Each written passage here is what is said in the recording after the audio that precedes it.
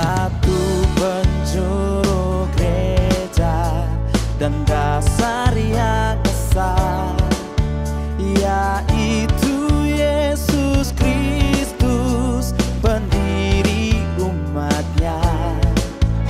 Dengan kurban darahnya gereja ditebus, baptisan dan firman-Nya membuatnya kudus. Karena Tuhan adalah satu-satunya yang kita andalkan.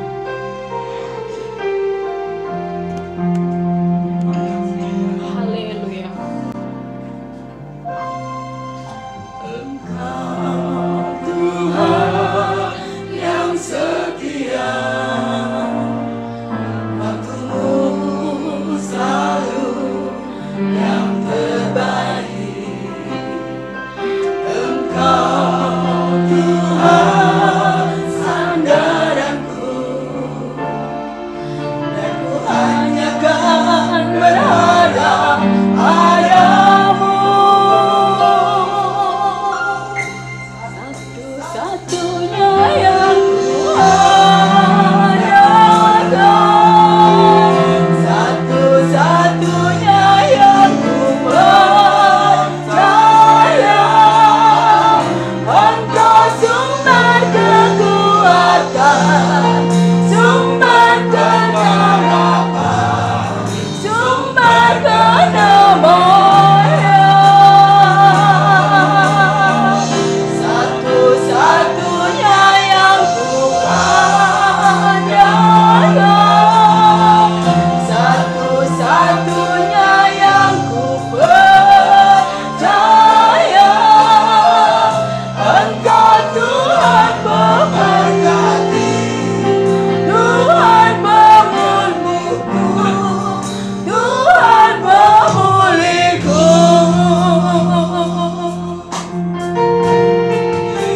kami jemput berdiri Bapak Ibu.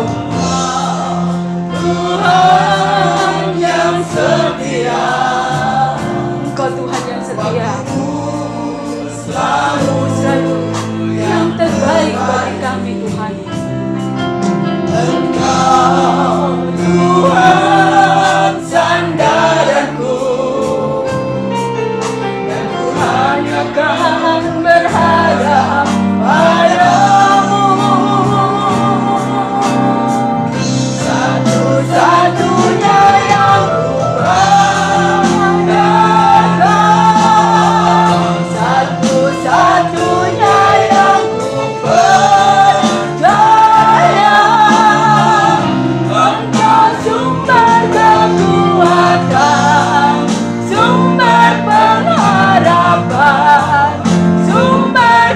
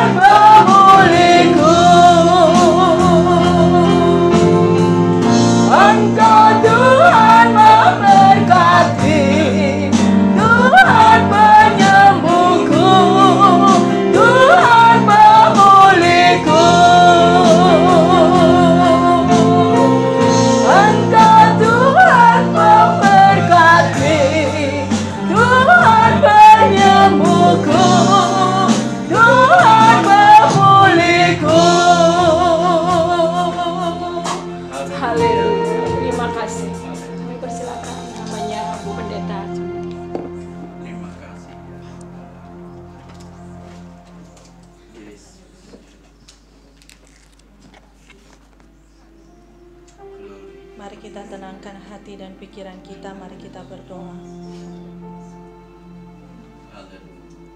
Benar Tuhan, seperti pujian ini boleh mengingatkan dan menyapa setiap kami bahwa Engkau Tuhan satu-satunya yang boleh kami andalkan di dalam kehidupan ini. Tidak ada yang lain yang dapat kami andalkan. Karena Engkau Tuhan sumber penolong bagi hidup kami, bahkan sumber penyelamat hidup kami. Terima kasih Tuhan untuk waktu yang Tuhan anugerahkan bagi setiap kami. Kami boleh bersama-sama hadir di dalam rumah Tuhan. Kami boleh bersama-sama memuji mengagungkan Engkau. Biarlah setiap pujian dan menyembahan kami boleh menjadi hormat bagi nama Tuhan. Dan sebentar kami akan merenungkan sebagian dari kebenaran firman-Mu. Kami berdoa kiranya Roh-Mu yang kudus yang boleh menguasai hati dan pikiran kami, sehingga kebenaran firman-Mu Tuhan boleh menjadi berkat bagi setiap kami. Tolong hamba-Mu di dalam segala keterbatasan. Pakai hamba-Mu ya Tuhan, untuk boleh menjadi saluran berkat bagi setiap jemaat-Mu. Terima kasih Tuhan, waktu di depan kami serahkan hanya di dalam pimpinan Tuhan saja. Di dalam nama Tuhan kami Yesus Kristus, Allah kami yang hidup, kami berdoa dan mengucap syukur. Haleluya. Amin. Silakan duduk kembali Bapak Ibu Saudara.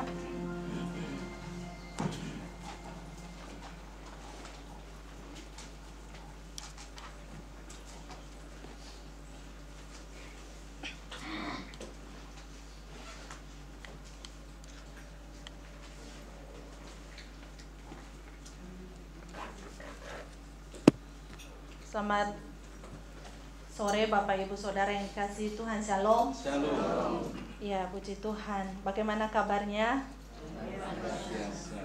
Puji Tuhan, kita semua ada di dalam pemeliharaan Tuhan. Bapak Ibu Saudara yang dikasihi Tuhan, pada saat ini kita akan merenungkan satu bagian dari kebenaran firman Tuhan sesuai dengan subtema gereja pada minggu ini. Mari saya ajak kita membuka bersama-sama di dalam Amsal pasal yang ke-24.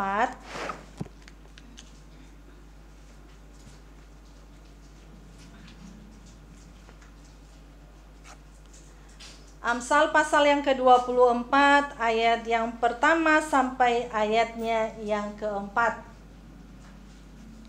Kalau Bapak Ibu Saudara sudah menemukannya, saya mengajak kita membaca bersama-sama bagian kebenaran firman Tuhan ini.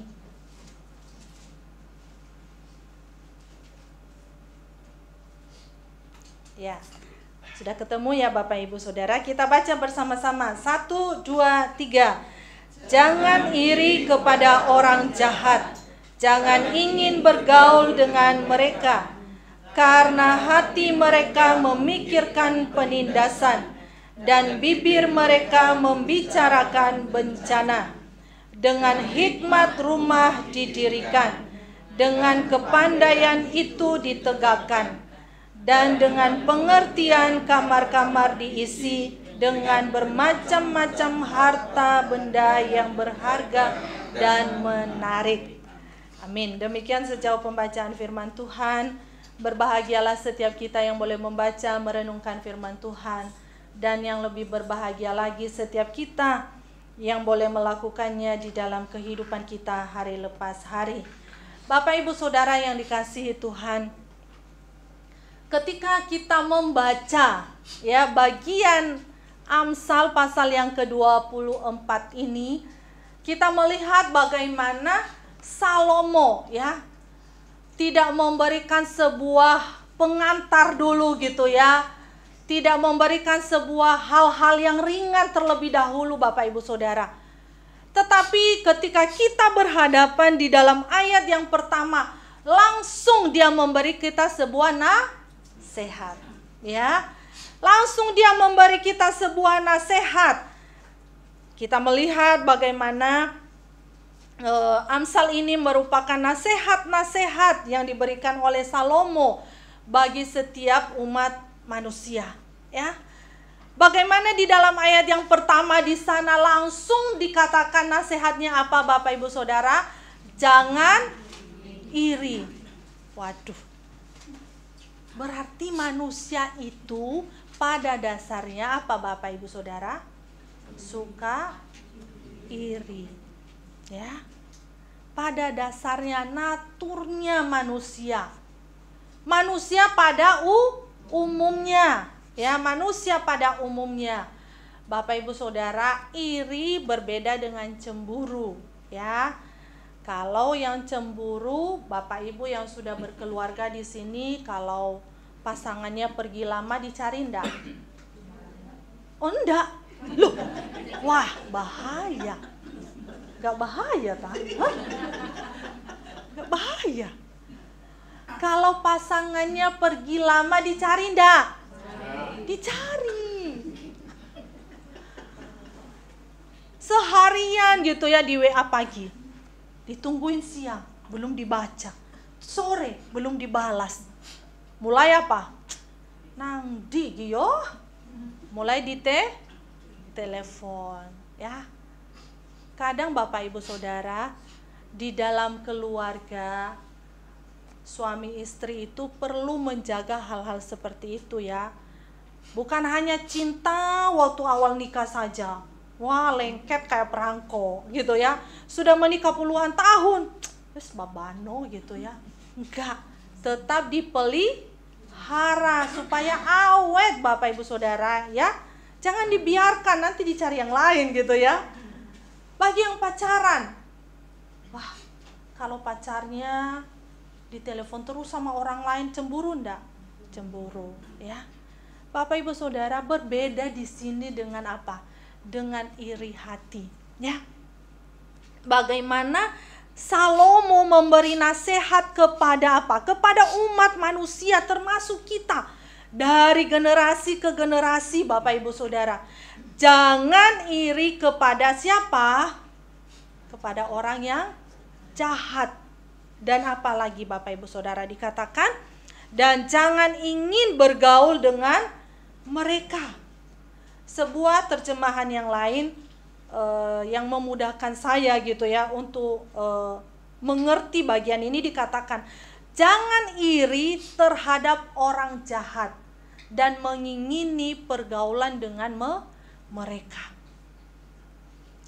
Bapak Ibu Saudara yang dikasihi Tuhan, kita melihat di dalam bagian kebenaran firman Tuhan ini dikatakan, kamu tidak perlu iri terhadap orang yang melakukan kejahatan. Mungkin yang kelihatan hidupnya Bapak Ibu Saudara, hidupnya lebih enak gitu ya, lebih mewah. Kita merasa, kok hidupnya diberkati gitu ya. Loh, rasanya enggak kerja. Tapi kok sugemen gitu ya. Kita kelihatannya melihatnya dari jauh kayaknya enggak kerja. Padahal kita enggak tahu Bapak Ibu Saudara bagaimana dia di rumah. Mungkin malam jadi pagi, pagi jadi malam gitu ya. Mungkin 24 jam itu rasanya bagi dia enggak cukup. Tetapi Bapak Ibu Saudara yang dikasihi Tuhan, nasihat yang diberikan oleh Salomo kepada kita di bagian ini, dia menyampaikan jangan iri kepada orang yang jahat, yang kelihatan hidupnya lebih enak. Seakan-akan mereka bertambah kaya gitu ya Bapak Ibu Saudara. Hal yang sama disampaikan juga di dalam, saya mengajak kita melihat maju ke depan. Satu bagian di dalam ayat yang ke-23, pasal yang ke-23, ayat yang ke-17. Janganlah hatimu iri kepada orang-orang yang berdosa, tetapi takutlah akan Tuhan. Kalau di bagian yang lain Bapak Ibu Saudara, di kitab Mazmur dikatakan adalah orang-orang yang fasik, yang hidupnya seakan-akan diberkati oleh Tuhan, yang bisa membuat kita iri gitu ya Bapak Ibu Saudara. Tetapi dikatakan di dalam bagian kebenaran firman Tuhan ini, walaupun gitu ya, Mereka melakukan berbagai-bagai cara yang bahkan bisa menimbulkan penindasan, kesusahan bagi orang lain. Karena apa Bapak Ibu Saudara? Karena mereka hanya mementingkan diri mereka sendiri. Beberapa waktu terakhir ini kan kita cukup dihebohkan gitu ya. Bagaimana orang-orang ya yang kita lihat seakan-akan hidup mereka itu cukup diberkati oleh Tuhan. Beberapa waktu yang lalu kita melihat seseorang yang menikah dengan artis gitu ya. Bapak Ibu tahu ya? Ya, Bu Tami sudah langsung nyahut gitu ya. Kita melihat nikahnya mewah gitu ya. Di Disneyland gitu ya. Wah gitu, punya ini, punya itu. Ternyata belakangan ketahuan apa? Korupsi ya. Dia memakai berbagai cara. Untuk apa Bapak Ibu Saudara? Supaya apa? Supaya dia mengeruk kekayaan gitu ya. Sudah ada contohnya 1 miliar. 1 miliar itu bagi saya besar gitu ya. Bukan hanya besar, besar. Itu tidak cukup saudara. Sudah ada 2 miliar. Bahkan sampai T gitu ya. Sampai T. Hatinya sudah dikuasai oleh keserakahan. Hanya mementingkan dirinya sendiri. Orang lain susah, emangnya? Waduh, emangnya gue pikirin gitu ya saudara ya. Kalau orang lain susah ya sudah, itu urusannya sendiri. Bapak Ibu Saudara yang dikasihi Tuhan. Tetapi kita boleh melihat bagaimana orang-orang yang melakukan, dikatakan, kejahatan itu pada akhirnya nantinya mereka akan menuai. Ya. Mereka akan menuainya. Kita tidak tahu kapan mereka akan menuainya. Dan itu bisa membawa kehancuran bagi diri mereka sendiri. Bahkan bisa bagi generasi ke bawahnya Bapak Ibu Saudara. Bagi generasi-generasi mereka selanjutnya. Itu bisa membawa kehancuran. Kita nggak perlu iri. Kalau irinya kita ya, aduh kita melihat orang itu ya, kok hidupnya diberkati oleh Tuhan, kok jabatannya naik. Saya tak cari cara untuk apa? Narik dia sedikit bisa jatuh. Bapak Ibu Saudara, Tuhan tidak berkenan demikian. Tetapi kalau kita berpikir, iya ya kenapa dia bisa lebih maju dari saya? Wah, saya harus lebih giat dong gitu ya. Supaya apa? Supaya setidaknya saya bisa sama dengan dia. Bapak Ibu Saudara yang dikasihi Tuhan. Di bagian ayat pertama sampai ayat yang kedua ini, bagaimana Salomo memberikan sebuah nasihat kepada kita. Bahwa setiap kejahatan gitu ya, yang dilakukan oleh orang-orang yang jahat, pada suatu saat nantinya mereka akan menuainya dan membawa kehancuran bagi diri mereka sendiri. Ya. Maka Bapak Ibu Saudara yang dikasihi Tuhan, selanjutnya apa yang disampaikan oleh Salomo kepada kita di dalam ayat yang ketiga dan ayat yang keempat. Di sana dia katakan, dengan hikmat rumah didirikan, dengan kepandaian itu ditegakkan, dan dengan pengertian kamar-kamar diisi, dengan bermacam-macam harta benda yang berharga dan menarik. Bapak Ibu Saudara yang dikasihi Tuhan, ketika ayat yang ketiga ini disampaikan oleh Salomo kepada kita, saya melihat sebuah perjanjian baru. Bagaimana Yesus Ya, Tuhan Yesus menyampaikan dengan sebuah perumpamaan. Bapak Ibu Saudara, kita bisa melihat bersama-sama di dalam Lukas pasal yang ke-6 ayat yang ke-48. Ya. Lukas pasal yang ke-6 ayat yang ke-48. Sebuah perumpamaan yang diberikan oleh Tuhan Yesus kepada banyak orang termasuk kita. Di sana dikatakan, ia sama dengan seorang yang mendirikan rumah. Orang itu menggali dalam-dalam dan meletakkan dasarnya di atas batu. Ketika datang air bah dan banjir melanda rumah itu tidak dapat digoyahkan karena rumah itu kokoh dibangun. Ya. Bagaimana Tuhan Yesus memberikan sebuah perumpamaan. Perumpamaan yang sama juga Bapak Ibu Saudara nanti bisa melihat di dalam Matius pasal yang ke-7 ayat yang ke-24 sampai ayat yang ke-25. Bagaimana Yesus memberikan sebuah perumpamaan. Bagaimana sebuah rumah itu ketika dibangun, bukan hanya asal dibangun, ya wes sak jadine. Tetapi setiap orang sebelum dia membangun, dia akan memperhitungkan dengan matang. Dia memikirkan dengan baik-baik. Kita diberikan sebuah gambaran Bapak Ibu Saudara, seorang yang mendirikan rumah di atas batu karang.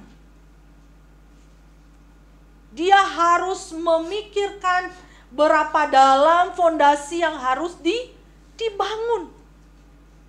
Tidak berhenti sampai di situ, berapa biaya yang harus dia keluarkan sampai sebuah bangunan itu jadi.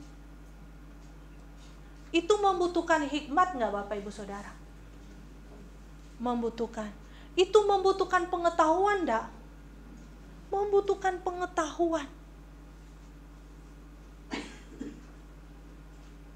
Makanya ketika kita membangun sebuah rumah, bukan hanya sekedar dibangun, punya uang 10 juta, ya wes tak bangun aja. Pasti jadi kok. Ukuran 10 kali 15, jadi 10 juta. Jadi enggak Bapak Ibu Saudara? Enggak. Ya. Pengetahuan, hikmat itu berjalan bersama. Ketika Bapak Ibu Saudara yang dikasihi Tuhan, dikatakan di dalam bagian ini, dengan hikmat rumah itu akan dibangun. Dengan melalui pengertian bangunan itu didirikan. Itu berjalan bersama hikmat, pengertian untuk bisa memahaminya. Lalu pengetahuan. Tidak bisa dipisahkan Bapak Ibu Saudara. Oh ya sudah, aku wis paham, aku wis ngerti gitu ya. Ukuran rumah ini segini, 10 kali 15. Mau tak bangun, ya wis saat ini nih gitu ya. Tidak bisa Bapak Ibu Saudara. Kita membutuhkan hikmat daripada Tuhan. Iya ya, rumah ini arahnya kemana gitu ya. Jangan hanya sekedar dibangun. Nanti akhirnya menjadi sia-sia. Sebuah rumah ketika dibangun membutuhkan pengetahuan, membutuhkan pemahaman, membutuhkan hikmat daripada Tuhan. Demikian juga kehidupan orang Kristen. Harus dibangun di atas dasar Kristus. Ya. Tema gereja ini terus kita ingat sepanjang tahun. Karena tidak ada seorang pun yang dapat meletakkan dasar lain daripada dasar yang telah diletakkan, yaitu Yesus Kristus. Ya. Kehidupan kekristenan kita harus berdasar di atas fondasi yang kuat, fondasi yang kokoh, yaitu apa? Yesus Kristus. Kalau hidup kita, dasar kita di dalam Yesus Kristus, mudah goyah nggak Bapak Ibu Saudara? Mudah goyah? Di sebelah sini bilang kadang, sebelah sini bilang enggak, kadang enggak, kadang iya gitu ya. Di dalam realitanya Bapak Ibu Saudara, kadangkala ketika ada, gak usah nunggu badai yang kenceng datang, gak usah nunggu angin yang kencang datang. Kadang angin sepoi-sepoi pun membuat kita goyah gitu ya, membuat kita goyah.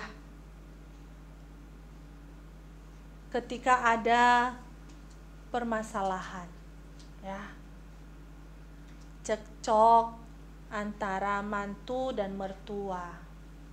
Biasanya yang sering ini menantu perempuan dan mertua perempuan. Ibu-ibu gak usah ngomong ya, itu di luar sana gitu ya, itu di luar sana. Respon kita bagaimana? Langsung rambut kita berdiri? Atau nggak usah, pisah saja, kalian keluar. Wah, apa demikian Bapak Ibu Saudara? Atau kita minta hikmat dari Tuhan supaya kita bisa memahami anak-anak kita, supaya kita bisa mengerti akan keadaan mereka. Bapak Ibu Saudara yang dikasihi Tuhan,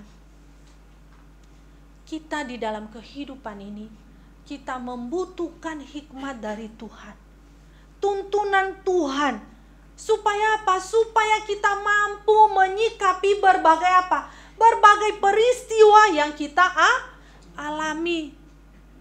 Supaya kita tidak buru-buru menyalahkan Tuhan, Bapak Ibu Saudara. Ya. Jangan buru-buru menyalahkan Tuhan. Wah, Tuhan, kok bisa kayak gini? Padahal sebenarnya itu kesalahan kita sendiri gitu ya Bapak Ibu Saudara. Kita boleh belajar Bapak Ibu Saudara yang dikasihi Tuhan. Ketika kita di dalam hikmat Tuhan, di dalam pengertian kita takut akan Tuhan, maka yang menjadi prioritas hidup kita di dalam kebenaran firman Tuhan pada sore hari ini adalah Tuhan. Ya. Yang menjadi prioritas daripada hidup kita adalah Tuhan, bukan segala kesenangan dunia. Segala kesenangan dunia itu memang menyenangkan, memang enak, tetapi itu tidak membawa kita kepada kekekalan.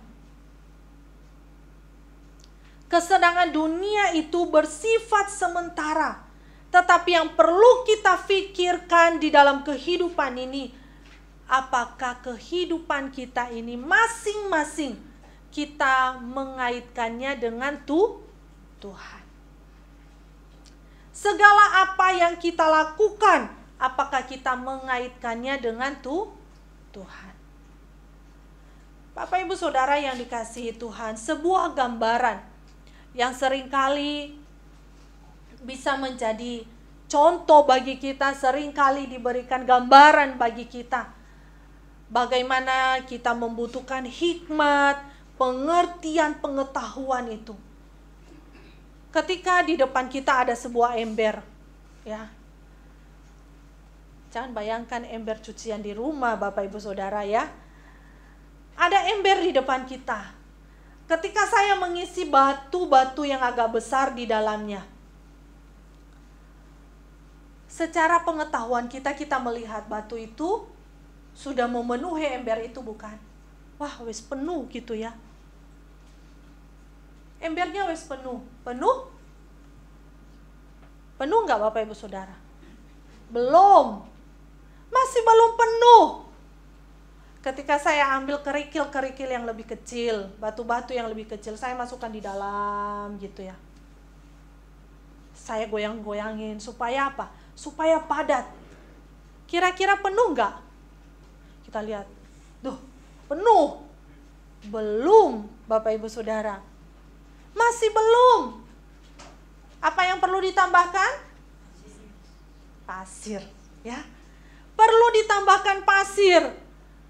Yang lebih kecil kan? Cari yang lebih kecil, pasir, masukin di dalam ember itu.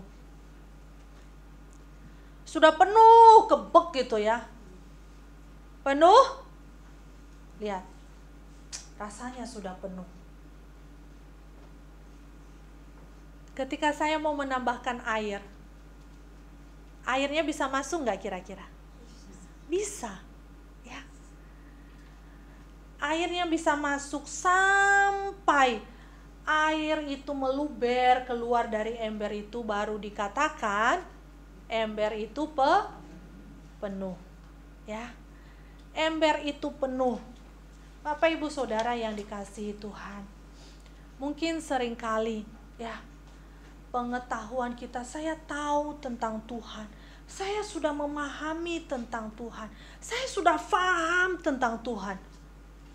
Wes ngerti gitu ya Bapak Ibu Saudara. Tidak hanya berhenti sampai di situ, tetapi kita membutuhkan hikmat dari Tuhan.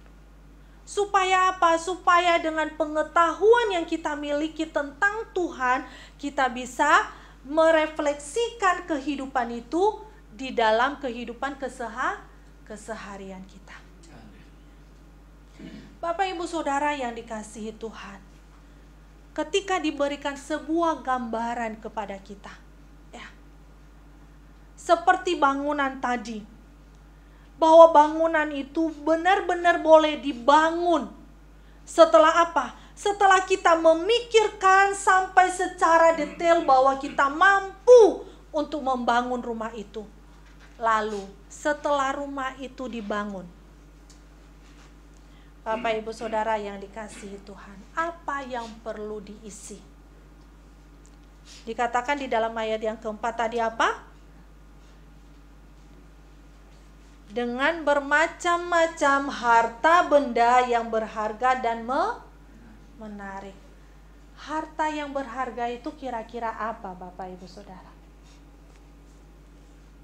Emas batangan, apa lagi? Berlian. Itukah yang diisi? Atau barang-barang yang mewah? Apa yang diisi kira-kira Bapak Ibu Saudara? Ketika kita memikirkan bagian ini, ketika kita melihat diri kita, ya, yang telah dibangun, yang dasarnya tadi, di mana dasarnya? Kepada Kristus, maka ingat apa yang dikatakan Salomo di dalam pasal yang ke-1 ayat yang ke-7. Takut akan Tuhan adalah permulaan pengetahuan. Setiap kita anak-anak Tuhan dibutuhkan sikap hidup takut akan Tuhan. Bukan takut seperti kita, waduh, aku takut loh. Aku takut ketemu dia. Bukan demikian Bapak Ibu Saudara. Tetapi kita memiliki sikap hormat kepada Tuhan yang menciptakan setiap kita. Bapak Ibu Saudara yang dikasihi Tuhan, di dalam bagian kebenaran firman Tuhan pada sore hari ini, kita diingatkan sebagai ya, anak-anak Tuhan yang hidupnya dikatakan tadi apa? Berdasar di atas Kristus. Kalau hidup kita sudah berdasar di atas Kristus, maka setiap kita boleh apa? Boleh mencintai Tuhan, mengasihi Tuhan dengan apa? Segenap hidup kita. Makanya 2 hukum, 10 hukum itu dirangkum menjadi 2. Kasihilah Tuhan Allahmu dengan segenap hatimu, dengan segenap jiwamu, dengan segenap kekuatanmu, dengan segenap akal budimu. Itu apa Bapak Ibu Saudara? Mencakup totalitas daripada hidup kita. Bukan hanya separuh-separuh gitu ya, tetapi secara keseluruhan daripada hidup kita. Ketika kita berkata takut akan Tuhan, mencintai Tuhan, menghormati Tuhan, dengan apa? Dengan totalitas hidup kita.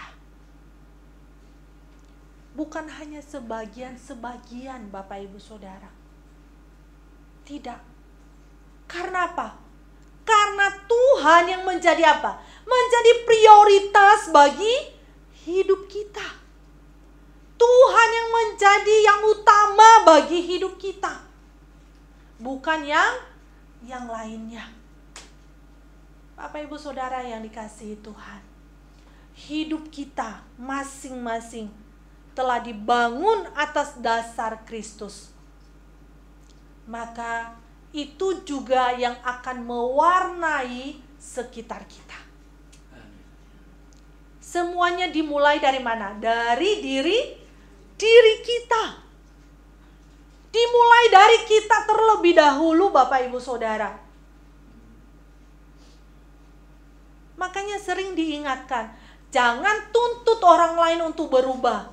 Tetapi diri kita yang terlebih dahulu harus berubah. Ketika orang lain melihat hidup kita yang sudah mengalami perubahan, maka bagian-bagian yang lain itu kita boleh lihat akan mengikutinya. Ketika kita di dalam pekerjaan kita, orang lain boleh melihat bagaimana Kristus itu hidup di dalam kehidupan kita. Ketika kita di tengah-tengah pekerjaan kita, usaha yang sedang kita geluti, bukan omong kotor yang sering keluar, bukan kata-kata kotor yang membuat anak kecil aja jijik untuk mendengarnya, tetapi kata-kata yang bisa menjadi berkat bagi orang lain. Ketika kita di tengah-tengah keluarga Bapak Ibu Saudara, ya, entahkah kita sebagai seorang anak, entahkah kita sebagai seorang istri, seorang suami, seorang mertua, seorang menantu, kita tidak berlaku sembrono. Kadangkala Bapak Ibu Saudara, saya pernah mendengar bagaimana seseorang gitu ya, ketika mertuanya datang menghampiri mereka, ya, jangan tanya, jemaat mana ya? Apa di Darmo, apa Tengger, apa Kitwe? Jangan tanya, nggak ada di sini. Ini cerita teman saya, ya. Ketika mertuanya datang, dia katakan, dia sudah tanya suaminya, "Pak, Mama itu nginap di sini berapa hari sih?" Loh, suaminya kaget. "Lah, morotumu tas teko gitu ya. Mbok tanya, kapan pulangnya gitu ya." Istrinya bilang, "Kalau bisa gak usah lama-lama ya. Membuat saya pusing nanti kalau dia cerewet." Padahal loh Bapak Ibu Saudara, jarang sekali orang tua itu datang untuk menghampiri. Tapi ini menantu keterlaluan saya rasa gitu ya. Orang tuanya saya belum nginap semalam sudah ngomong, "Kapan balik?" Hah? Untung mertuanya agak budek dikit gitu ya. Saudara, coba hal yang yang kadang di luar nalar gitu ya. Suaminya bilang begini, sudahlah, anggap saja dia mamamu. Ya, bagaimana kamu memperlakukan mamamu, perlakukan mamaku juga gitu ya. Dengan berat hati Bapak Ibu Saudara, ya. Dengan berat hati dia siapkan segala sesuatunya. Disertai apa? Terpaksa.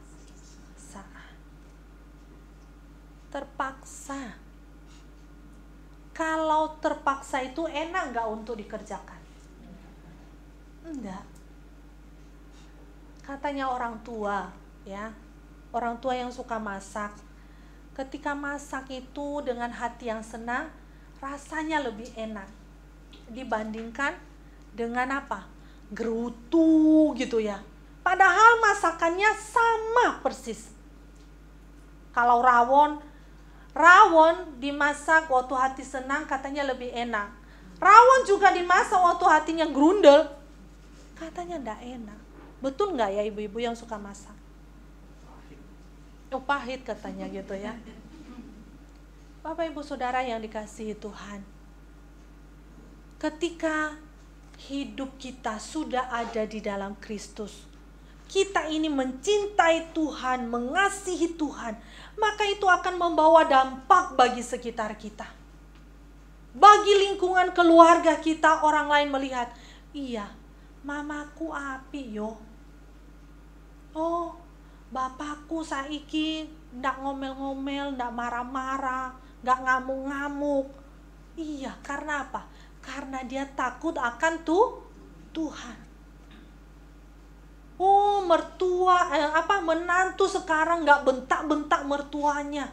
Oh, karena dia takut akan Tuhan. Semuanya akan membawa dampak Bapak Ibu Saudara. Di lingkungan pekerjaan bawa dampak. Di lingkungan keluarga membawa dampak. Di lingkungan pertemanan. Bapak Ibu Saudara yang dikasihi Tuhan, ketika kita memiliki sikap hidup takut akan Tuhan, mencintai Tuhan, maka itu boleh membawa dampak bagi banyak orang.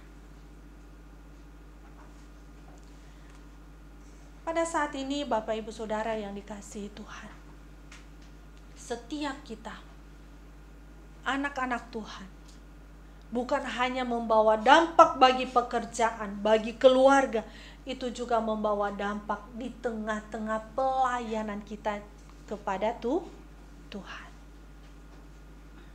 Ketika kita diajak untuk melayani Tuhan, ayo terlibat pelayanan.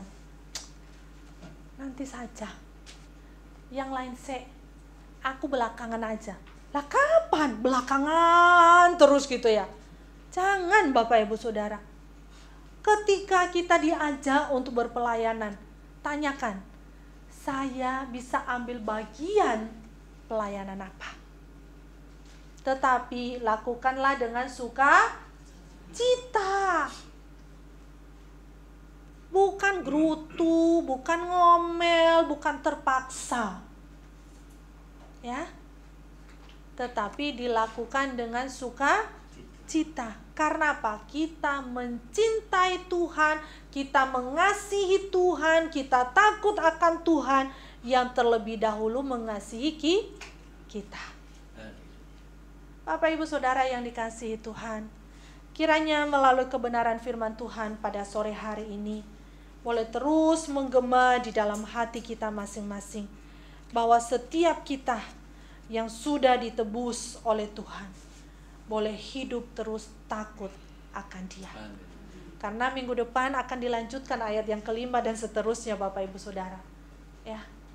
Tetapi hari ini, di dalam bagian ini, boleh terus mengingatkan setiap kita untuk terus belajar mencintai Tuhan, mengasihi Tuhan dengan segenap hidup kita.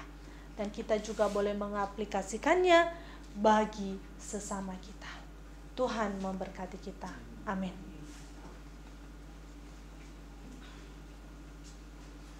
Bapa di surga, kami sungguh bersyukur bahwa Engkau yang boleh menyapa setiap kami di dalam segala keterbatasan kami, di dalam segala ketidakmampuan kami. Tuhan, kami bersyukur bahwa Engkau masih mengasihi kami, memberikan nasihat bagi kami melalui kebenaran firman. Tuhan, sebuah pengingat bagi kami, untuk kami boleh tidak iri kepada orang-orang yang hidup di dalam kejahatan. Mungkin seakan-akan kami melihat hidup mereka begitu diberkati oleh Tuhan. Menjadi pengingat bagi kami, Tuhan, bahwa suatu hari segala apa yang mereka lakukan pun, segala apa yang mereka kerjakan pun, Tuhan juga memberi ganjaran bagi mereka. Tuhan, kami sebagai anak-anak-Mu yang hidup kami sudah dikasihani oleh Tuhan, yang hidup kami dilimpahkan kasih karunia oleh Tuhan. Kami bersyukur, Tuhan, bahwa kami boleh ada di dalam Kristus Yesus, bukan karena kuat dan gagah kami, tetapi semata-mata karena kemurahan Tuhan. Mampukan kami, Tuhan, tolong kami dengan Roh-Mu yang kudus, untuk terus hidup takut akan Engkau, Tuhan, menghormati Engkau, mengasihi Engkau, mencintai Engkau, dimanapun Engkau tempatkan kami, sehingga orang lain boleh melihat Kristus yang sungguh-sungguh hidup di dalam kehidupan kami. Terima kasih, Tuhan. Berkati setiap jemaat-Mu dalam segala keberadaan mereka. Mungkin mereka di tengah-tengah segala kesusahan, kelemahan tubuh, bahkan pergumulan-pergumulan yang mereka alami. Tuhan tolong, Tuhan teguhkan, Tuhan kuatkan iman mereka di dalam Tuhan. Terpujilah Engkau, Tuhan. Di dalam nama Tuhan kami Yesus Kristus kami berdoa dan mengucap syukur. Haleluya. Amin. Seterusnya serahkan pada pengurus untuk boleh membacakan pengumuman.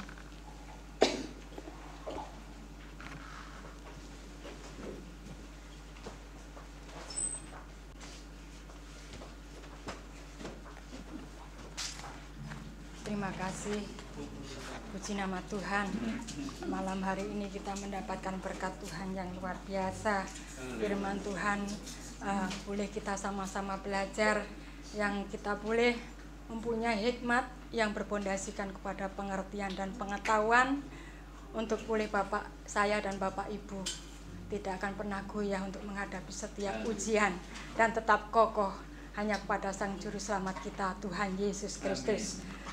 Sebelum kami membacakan membacakan pengumuman untuk ke depan, kita mau memberikan persembahan terlebih dulu.